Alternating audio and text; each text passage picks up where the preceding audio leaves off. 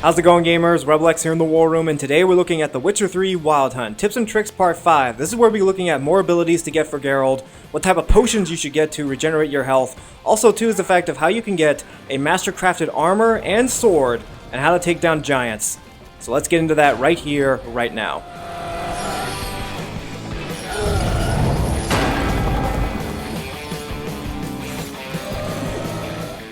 Now to kick things off, let's talk about the Puppet ability. Now Puppet allows you to take command of any foe on the field and they will attack your enemies for you. The more you upgrade this ability, the more damage they will do towards your foes. I highly recommend you get this ability. It will also increase your chance for better dialogue options later in the game. Now let's talk about a really useful potion called Superior Swallow. It is the upgraded version of regular Swallow. Superior Swallow regenerates your health at a quick pace during combat, but also Superior Swallow, it lasts a lot longer. Once you reach Skellige, the herbalist there will have the materials needed to make this potion, so I highly recommend you look into making this potion right away. Now let's talk about getting a very powerful piece of armor for Geralt. Now head back to the Crow's Perch, which is where you met the Baron earlier on in the game. You will talk to the blacksmith, or the blacksmiths there again. They will tell you of a myth of dwarven crafting materials that you'll need to get at Skellige. You will find those materials here. It is on an island on the left-hand side of the main island of Skellige. If you just watch the map right here, I'm going to show you exactly where it is. There's the location, and this is generally in the area where you're going to be starting off at when you arrive at Skellige. Now, the monsters in this area that guard this place are between levels 23 and 26. I recommend you do not attempt this quest yet until you're at least at 24.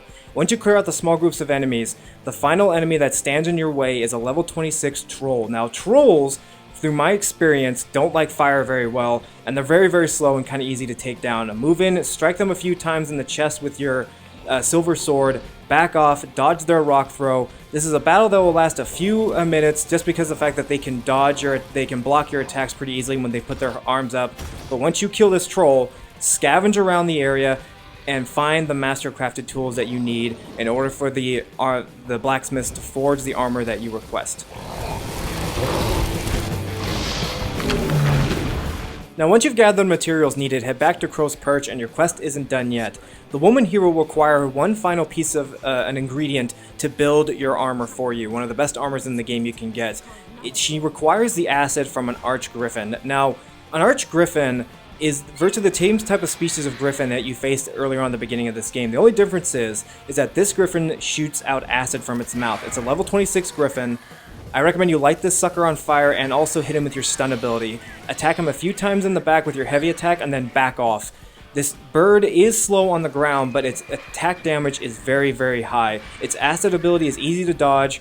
Continue to hit him with fire and hit him a few times in the back with your heavy ability, and you will kill this beast very quickly. Another thing that's great about taking down this creature is that there's a contract out for this creature's head, which is actually the person offering the contract lives in Crow's Purse. So once all this is said and done, collect the fee required to take down this monster. It's a nice little bonus for killing this creature. Once you've returned with the acid, you'll be introduced to a funny little cutscene that pretty much explains who the real master armor craftsman is here, but I'll let you guys see it for yourselves. But once things are done, it'll take about a day or so in-game for the armor to be built. Simply meditate nearby, and then pick up your Witch Hunter Master-Crafted Armor. This armor is fantastic. It requires you to be at level 29 to wear it, but it looks so cool on Geralt and very powerful, well worth the wait.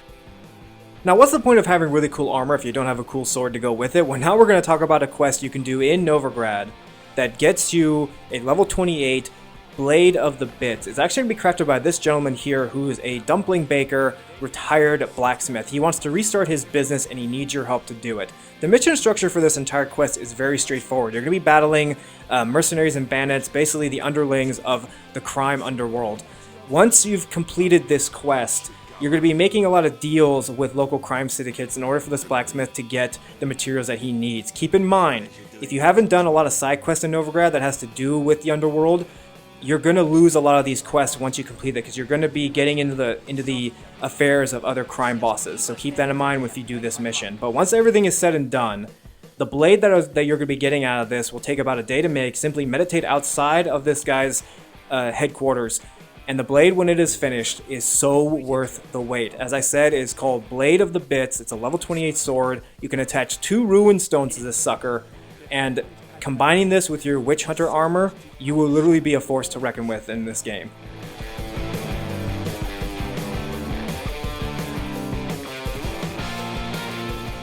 Now let's talk about giants. Now there's a few different types of giants you'll encounter in this game. The giant you see here is an ice giant. There's also cyclopses and normal giants, but all in all, giants require you to be a pretty high level to take them on. I recommend that you use your shield ability, your stun ability, and in this case when fighting an ice giant or any type of elemental giant, use their weakness. His weakness is of course fire.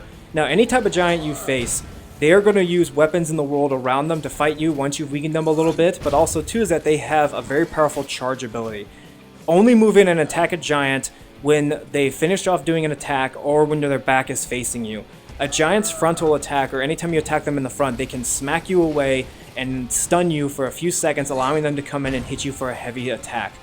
Recommend you have food on hand, the superior swallow we spoke about earlier, and using Thunderbolt when you're fighting any type of giant. Continue to dodge their heavy attacks, hit them in the back, continue to stun them, and use your shield to block heavy attacks, and if they're an elemental giant, use the exact opposite element against them, and you will kill giants very quickly. Don't take a giant on until you're at least a level 20 or higher anytime in this game.